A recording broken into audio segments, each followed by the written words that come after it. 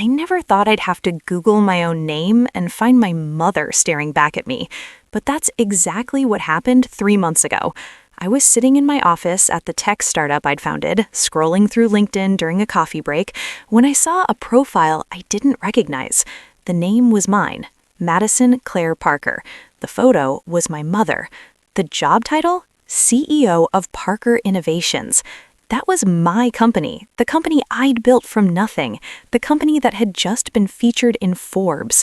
And somehow, my mother had created an entire online presence claiming to be me. My name is Madison Parker. I'm 32 years old, and this is the story of how my mother became so obsessed with my success that she literally tried to steal my identity. Not in the credit card fraud way, though that would have been easier to deal with. No, she went to court, filled out legal paperwork, paid fees, and officially changed her name to mine.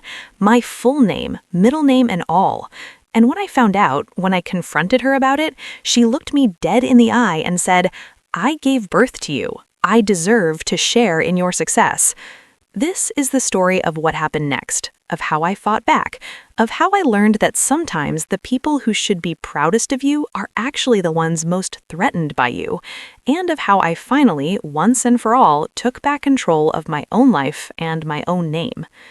Growing up, I was always the kid who was a little too ambitious. While other girls my age were playing with dolls or watching cartoons, I was drawing blueprints for tree houses and taking apart my dad's old computer to see how it worked. My parents, Richard and Susan Parker, were blue-collar people. Dad worked at a factory, Mom was a receptionist at a dental office. They were good people, hardworking, but they never really understood me. I was their only child, and from the beginning, I was different from what they expected. My mother, Susan, had a complicated relationship with ambition. She'd gotten pregnant with me right after high school, married my dad at 19, and spent the next 2 decades working jobs she hated while watching her friends pursue careers and travel and live lives that looked a lot more interesting than hers. I think she resented that, not me specifically, but the life she'd chosen, or rather the life that had chosen her. She used to say things like, "I could have been somebody if I hadn't had a kid so young." She never said it with malice, just with this sad resignation that made me feel guilty for existing. As I got older and my ambitions became clearer, my mother's attitude toward me shifted. When I was in elementary school and won the science fair 3 years in a row, she was proud, bragged to her friends, displayed my trophies on the mantle. But when I got to high school and started talking about MIT, about wanting to study computer science and start my own company someday, something changed. She started making comments, little jabs disguised as concern. "Don't you think you're setting yourself up for disappointment? Those schools are for rich kids, Madison. People like us don't go there. Why can't you just be happy with a normal life?" I ignored her, applied to MIT anyway, got in with a full scholarship. My dad was proud, even if he didn't fully understand what I'd be studying. My mother congratulated me, but I could see something in her eyes, something that looked like jealousy. I left for college and threw myself into my studies. I was good at it, really good. I understood code the way some people understand music or art. It just made sense to me. By my junior year, I'd developed an algorithm for data analysis that was so efficient, so revolutionary that one of my professors urged me to patent it. I did, and that patent became the foundation for what would eventually become my company. After graduating, I moved to San Francisco and worked at a couple of tech companies to get experience in capital. I was frugal, living in a tiny apartment with 3 roommates, eating ramen, saving every penny I could. My parents barely heard from me during this time. I was focused, driven, maybe a little obsessed. When I finally had enough saved, when I'd built enough connections and had a solid business plan, I launched Parker Innovations, my company, my dream. The first 2 years were brutal. I worked 16-hour days, slept on the couch in my office, poured every ounce of energy into making it work. And slowly, gradually, it did. We landed our first major client, then another, then 10 more. By the time I was 28, Parker Innovations was valued at $20 million. By 30, we'd been acquired by a larger tech company for $80 million. I personally walked away with $30 million after taxes and paying out my investors and employees. $30 million from the girl whose mother said she was dreaming too big. I bought a house in Palo Alto, not a mansion, but a beautiful 3-bedroom place with a yard and a home office. I invested most of the money, started angel investing in other startups, became a mentor for young women in tech. And then, because I loved the work too much to stop, I started another company, a consulting firm, helping businesses optimize their data systems. Within a year, we had 50 clients, and I was being invited to speak at conferences. That's when the media attention started.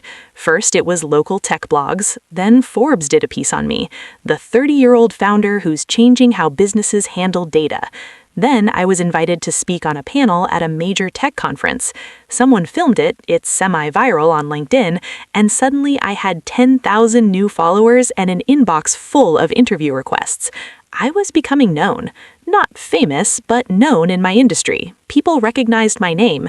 And that's when my mother suddenly became interested in me again.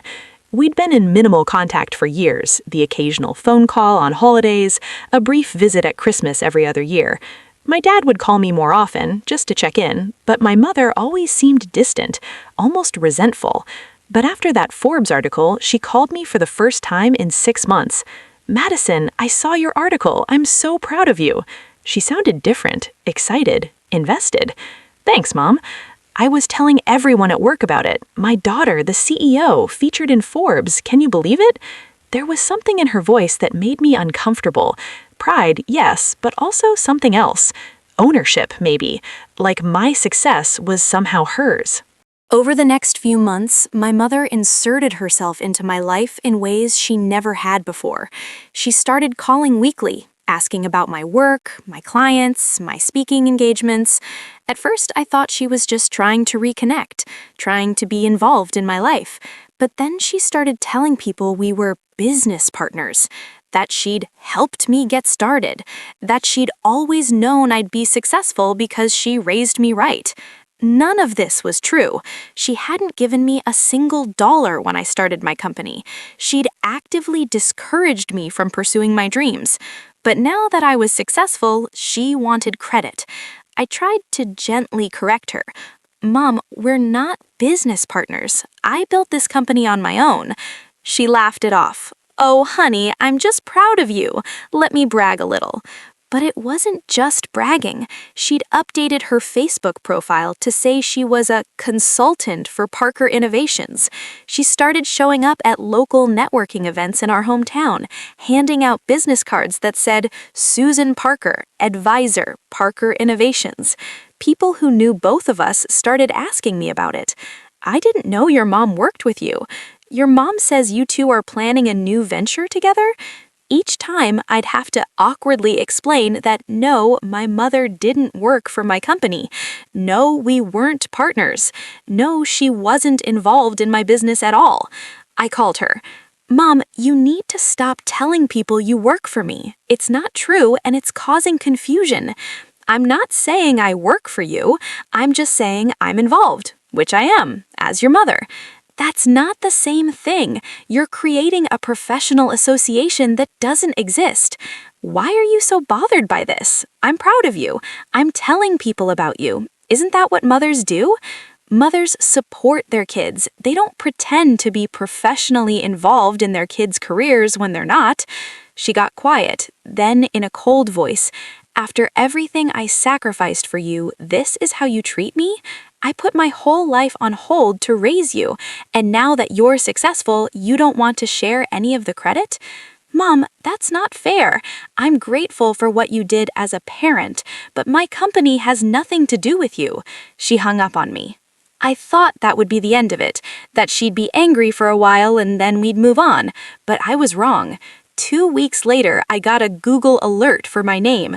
I had alerts set up because sometimes journalists would write about me or my company, and I liked to stay on top of it. This alert was different. It was a LinkedIn profile. Madison Claire Parker, CEO of Parker Innovations. But the photo wasn't me. It was my mother.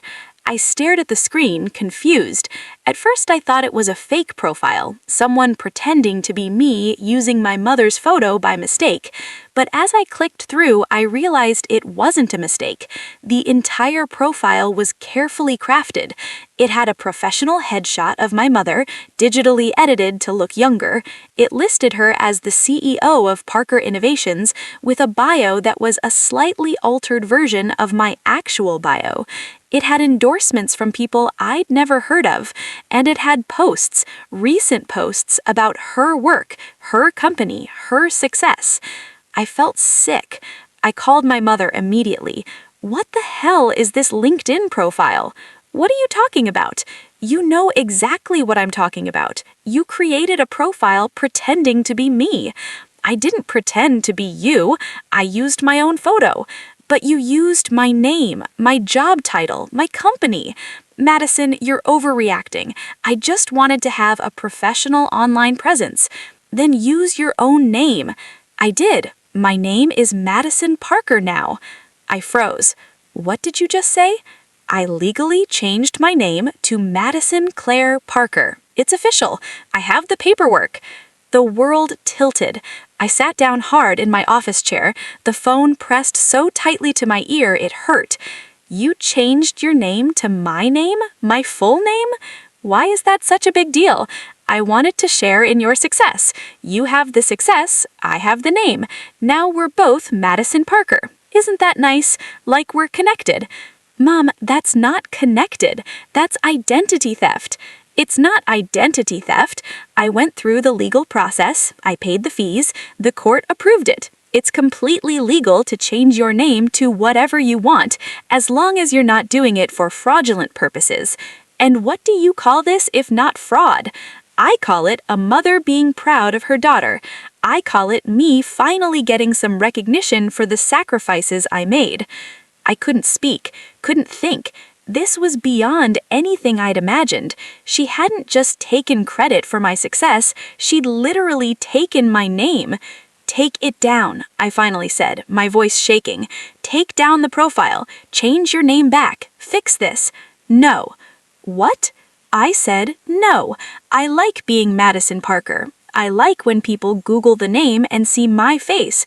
I like being associated with your success, and there's nothing you can do about it." Mom, that's not fair.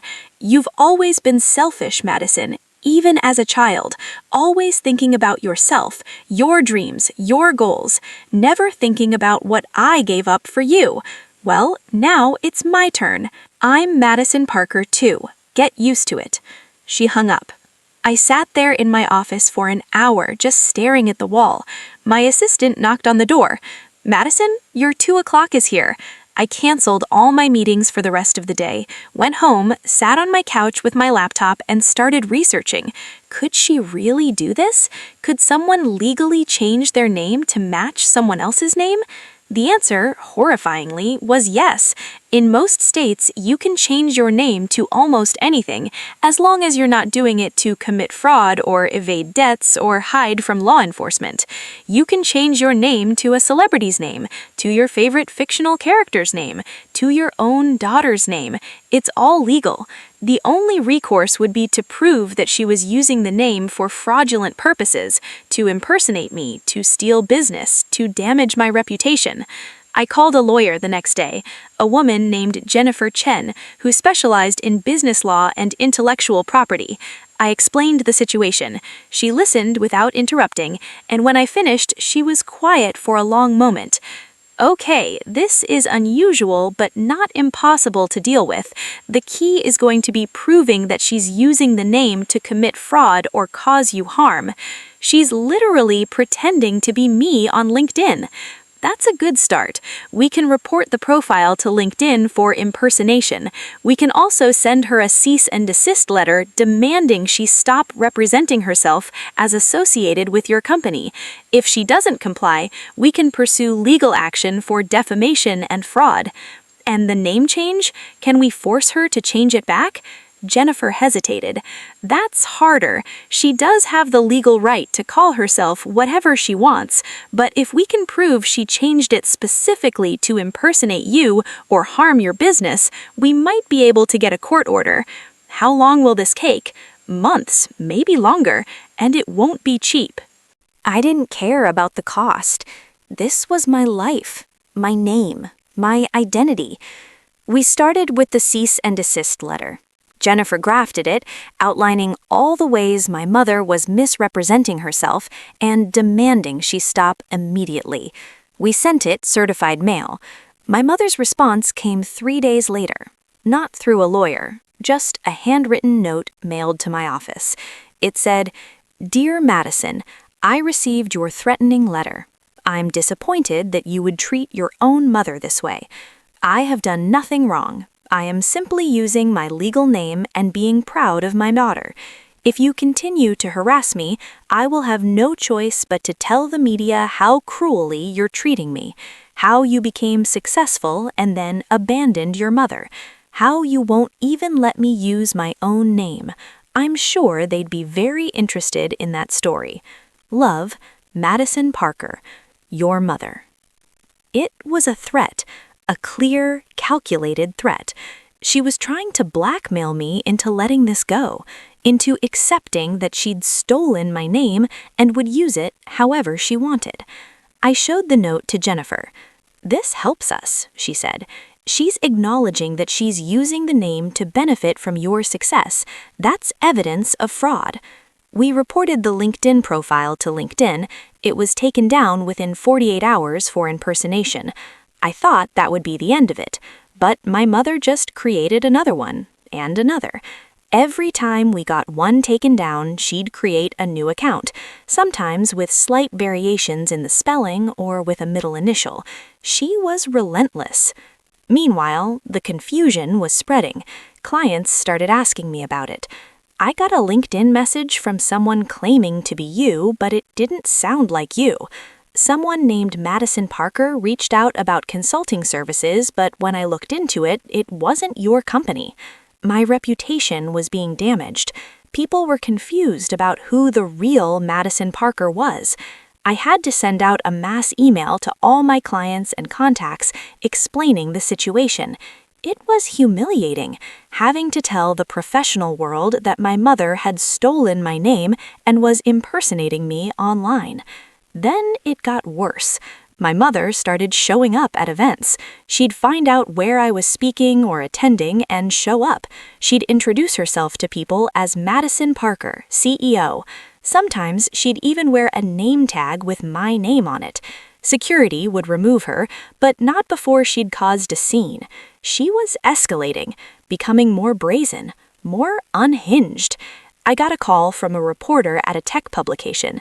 "Ms. Parker, I'm doing a story on women founders in tech, and I'd love to interview you." "Great, when works for you?" "Actually, I already interviewed someone claiming to be you last week, but after the interview, I did some digging and I'm not sure it was actually you. The person I spoke to didn't seem to know basic details about your company." My blood ran cold. "Can you describe this person?" "Woman in her 50s, said she founded Parker Innovations, gave me a whole backstory about building the company from scratch. It was my mother. She'd done an interview pretending to be me." I reached out to the publication immediately, explained the situation, provided proof of my identity. They killed the story and issued an internal memo to verify identities more carefully. But the damage was spreading. My mother wasn't just confusing people at networking events anymore. She was actively impersonating me to the media. We escalated the legal action, filed a lawsuit against her for fraud, defamation, and intentional infliction of emotional distress, asked for a restraining order to keep her away from my events and my business, and we petitioned the court to force her to change her name back. The court date was set for 6 weeks out. In the meantime, I had to live with the fact that there were now 2 Madison Parkers in the world, and one of them was trying to steal my life. I hired a reputation management firm to monitor the internet for any mentions of my name and flag anything suspicious. I had to change all my social media settings to maximum privacy.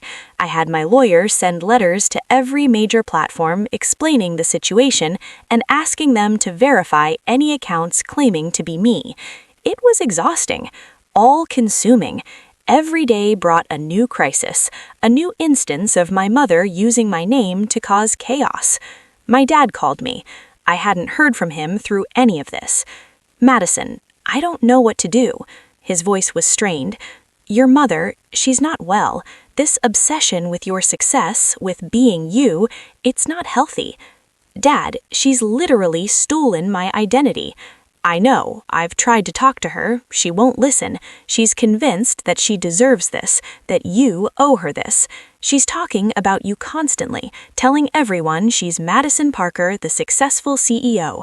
She's even started dressing like you, wearing similar clothes, styling her hair like yours. It's disturbing. Why didn't you stop her? Why didn't you tell me this was happening? I didn't know how bad it was until it was too late. By the time I realized what she'd done, changing her legal name legally, it was already done. I'm sorry, Madison. I should have done something sooner." I felt a wave of sadness for my dad. He was stuck living with this woman who'd become someone he didn't recognize. "Dad, are you safe?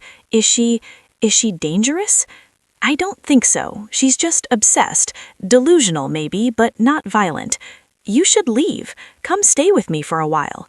"I can't leave her like this. She's my wife. She's struggling." "She's not struggling, Dad. She's attacking me. She's trying to destroy everything I've built." "I know. I'm sorry." We hung up. I felt more alone than I'd ever felt in my life. The court date arrived. My mother showed up with a lawyer, a sleazy-looking guy who I'm pretty sure she found on late-night TV ads. Jennifer presented our case methodically, showed the judge the LinkedIn profiles, the fake business cards, the letters, the reporter interview, everything. Showed how my mother had systematically tried to assume my identity for her own benefit. My mother's lawyer argued that she had the legal right to change her name, that she was simply proud of her daughter, that this was all a misunderstanding blown out of proportion by an ungrateful child. Then the judge asked my mother to speak. She stood up, and for a moment I saw the woman who'd raised me, the woman who'd made me breakfast for school and taught me to ride a bike. But then she opened her mouth. "Your Honor, my mother is right about one thing. She did raise me. She did make sacrifices, and I'm grateful for that. But being a parent doesn't entitle you to steal your child's identity. It doesn't give you the right to impersonate them, to confuse their clients, to damage their professional reputation. My mother didn't support my dreams when I was growing up. She told me I was aiming too high, that people like us don't succeed the way I wanted to succeed. I built my company without her help, without her support, without her involvement. And now that I'm successful, she wants to claim credit for it by literally becoming me. That's not pride. That's not love. That's theft, and it needs to stop." The judge took a week to make his decision. When the ruling came, it was comprehensive. He ordered my mother to cease using my name professionally. He ordered her to change her legal name back to Susan Marie Parker within 30 days. He granted a restraining order keeping her at least 500 feet from me, my home, my office, and any professional events I attended. He ordered her to pay my legal fees, nearly $40,000, and he issued a public statement through the court system clarifying that any person named Madison Claire Parker claiming to be the CEO of Parker Innovations or Parker Consulting, aside from me, was engaging in fraudulent activity. My mother didn't comply at first. She ignored the order for 3 weeks. Finally, the court threatened her with contempt charges and possible jail time. She changed her name back, the LinkedIn profiles stopped appearing, the fake business cards disappeared, the impersonations ended. For a while, I thought it was over, that she'd finally accepted defeat and would leave me alone. But then the letters started. Handwritten letters mailed to my home address, to my office, even to clients. Long, rambling letters about how I'd betrayed her, abandoned her, stolen the success that rightfully belonged to both of us. Letters calling me ungrateful, selfish, cruel. Letters threatening to expose me as a fraud, claiming that she'd actually been the brains behind my company and I'd stolen her ideas. None of it was true, of course, but it was disturbing, evidence of how deeply her obsession ran. I filed for a permanent restraining order. It was granted. That was 6 months ago. I haven't heard from my mother since. My dad left her finally, moved out, filed for divorce, came to stay with me for a few weeks while he figured out his next steps. He's doing better now, has his own apartment, a part-time job, some semblance of a normal life. We have dinner once a week. He doesn't talk about my mother much, but when he does, it's with this deep sadness, grief for the person she used to be before the jealousy and obsession consumed her. As for me, I'm rebuilding. My reputation recovered faster than I expected. Clients understood once I explained the situation. Some even shared their own stories of family members becoming toxic or obsessed with their success. I realized I wasn't alone in this experience. The professional world moved on, but personally, it's been harder. I have trust issues now. I'm hyper-vigilant about my online presence, about who has access to my information, about who I let into my life. I go to therapy twice a week to process the trauma of having my own mother try to steal my identity. Some days are better than others. But I also feel stronger. I fought back. I didn't let her take my name, my reputation, my life. I stood up to her, even when it meant dragging our family dysfunction into court, into the public eye. I protected what I'd built. I protected myself. And I learned that sometimes the people who are supposed to love you most are the ones who hurt you worst, not because they don't love you, but because their love is twisted up with their own pain, their own regrets, their own unfulfilled dreams. My mother wanted to be me because she never became the person she wanted to be. She saw my success as a theft of the life she should have had, and in trying to reclaim it, she destroyed our relationship. I feel sad about that sometimes. Sad that I don't have a mother I can call to share good news with. Sad that she'll never meet my future children. Sad that her jealousy was stronger than her love. But I also know I did the right thing. I protected myself. I set boundaries. I didn't let her abuse turn into my silence. To anyone out there dealing with a family member who's threatened by your success, who tries to take credit for your accomplishments, who wants to live through you or as you, you're not alone. It's not your fault. You don't owe anyone your identity. You don't owe anyone access to what you've built, not even your parents, especially not when they're trying to harm you. Set boundaries, enforce them, get lawyers if you need to, fight back. Your success is yours. Your name is yours. Your life is yours. Don't let anyone take that away from you, no matter who they are. My name is Madison Claire Parker, the only one, and I'm still here, still building, still succeeding.